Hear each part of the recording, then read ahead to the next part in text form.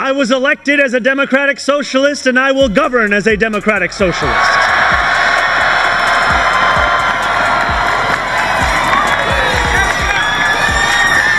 I will not abandon my principles for fear of being deemed radical.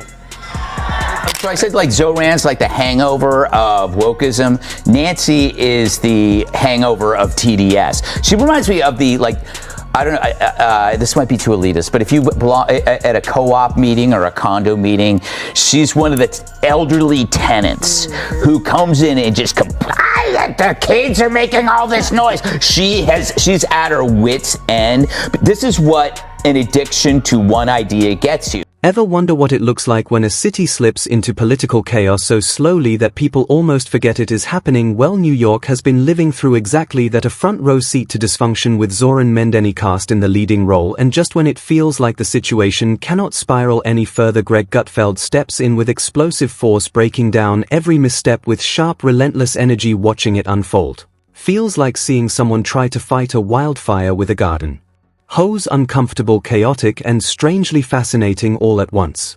2009, Zohran Mamdani, or whatever, the Socialist Democrat nominee for New York City's mayor, identified as black or African American when he applied to Columbia University. I guess there was no box for trust fund communist douchebag. But it didn't work. He didn't get in. He probably shouldn't have included a referral letter from this lady. If you are enjoying this, make sure to subscribe to the channel. It truly makes a difference. Now here is the situation with Mamdani. He arrived with promises as tall as the skyline: affordable housing, safer streets, a subway system that finally works. But as months pass, those promises feel more like slogans than solutions. Gutfeld cut straight through that polished image, exposing the massive distance between bold words and visible results, and that distance is impossible to ignore. Democratic Socialist Zohran Mamdani has been elected the mayor of New York City.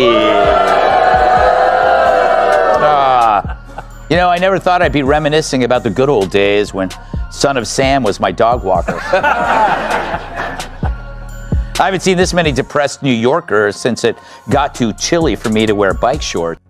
One thing about Gutfeld, he does not hold back. Subtle commentary is not his style. He goes directly at what he sees as the core of the issue: a city losing money, losing confidence, and losing patience at the same time. The comparison feels almost surreal, like juggling flaming swords blindfolded, except the swords are rising crime, collapsing infrastructure, and public frustration, and the blindfold is political denial. Zohran says he doesn't consider himself black at all. I guess it was that Justin Trudeau kind of black, where you just wipe it off at the end of the day. But it raises the often ignored question: how can you claim to be oppressed when you know the claim gets preferential treatment? I mean, why would anyone voluntarily choose an identity that supposedly holds you back unless you knew it could actually move you forward? So he saw the grift, using a false disadvantage to actually get it. Meanwhile, Mamdani speaks about reform as if it is a trendy concept, something easy to package and promote. But while the speeches sound smooth, reality feels far less polished. Reports of crime increase, buildings deteriorate, the subway system grows more unpredictable than ever. The gap between rhetoric and lived experience continues to widen. Mean? Is it an omen of a woke future or a ghost of a woke past? True, he really is the hangover from a decade of heinous ideas where repeat criminals are the victims, men can be women, and brain damage is considered a plus. But in this election, the votes cast were over 90% Democrat. That's one-party rule, a monopoly, which means it was a choice between bad and worse because there is no counterpoint to balance against. This is where Gutfeld dominates the narrative. He is not simply pointing at problems, he frames them as a performance of incompetence. Every joke lands with precision, every observation carries weight, and viewers sense the exhaustion across the city. From Times Square to Staten Island, people have heard the promises before, yet the results rarely match the ambition. Gutfeld dissects Mamdani's record piece by piece, exposing patterns that feel repetitive and unresolved, from housing frustrations to public safety concerns. The contradictions stack up while officials insist everything remains under control. Mayor for New York City, Zohran Mamdani, has introduced his all-female transition team. At least we think they're female. True, since Zohran won, there have already been a few minor changes to the city. For example, the naked cowboy has already been replaced by the naked goat. And now every play on Broadway is... The humor resonates because it reflects real life. It is difficult to argue when someone lists failed plans and asks how a city famous for culture, business, and influence can struggle so visibly with basic governance. Housing was meant to become more affordable, instead development rises while complaints multiply, rents climb, construction never seems to end, transit systems stall, streets feel unpredictable, and still the reassurance continues that everything is progressing smoothly. Gutfeld highlights the contrast with sharp sarcasm, making the contradictions impossible to ignore. If the party feels differently about that, as Jessica says, then they really gotta talk louder about it, because that's the problem. You guys didn't speak up.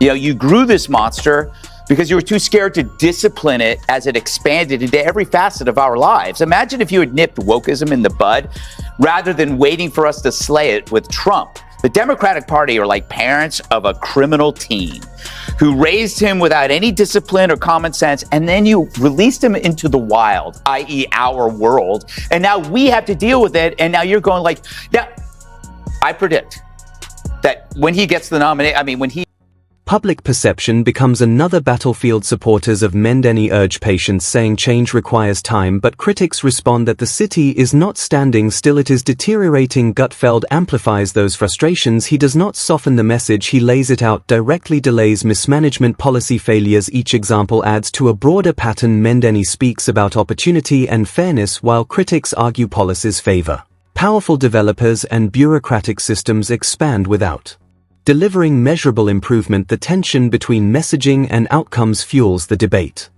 he was lying to get what he wanted. Like when I used to tell women that I love them. He wasn't confused, he was calculating. Mamdani knew that applying while black could be a ticket past the velvet rope of Ivy League admissions. And that was in 2009. Since then, identity politics has exploded into a full-blown access pass for corporations, schools, girls' locker rooms. What makes the coverage powerful is its momentum. Gutfeld keeps building the case policy by policy, misstep by misstep, connecting the dots into a larger narrative. A city overwhelmed by complexity and leadership struggling to keep pace. The commentary mixes humor with analysis, turning civic frustration into sharp satire. Safety summits occur while crime statistics raise concern. Infrastructure projects are announced yet timelines stretch endlessly. Promises fade quickly under scrutiny. The audience laughs, but beneath the laughter there is recognition. It seems Zohran was handpicked. By who? Who knows?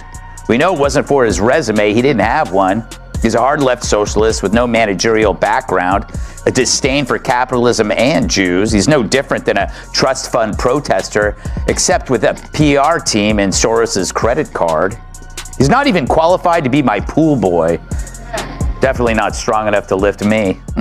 As events unfold, the stakes feel significant. This is more than entertainment. It reflects broader questions about governance, accountability, and leadership. Gutfeld presents a clash between ambition and execution, between optimism and measurable results. Housing initiatives stall, public safety pledges weaken, infrastructure improvements slow. Each element contributes to a portrait of a city wrestling with its own expectations. The satire may be sharp, but the implications are serious, because behind every policy are real residents living, working, and paying taxes. The humor lands, yet the message remains clear. Effective leadership is measured not by speeches but by outcomes, and the debate surrounding Mamdani continues to intensify.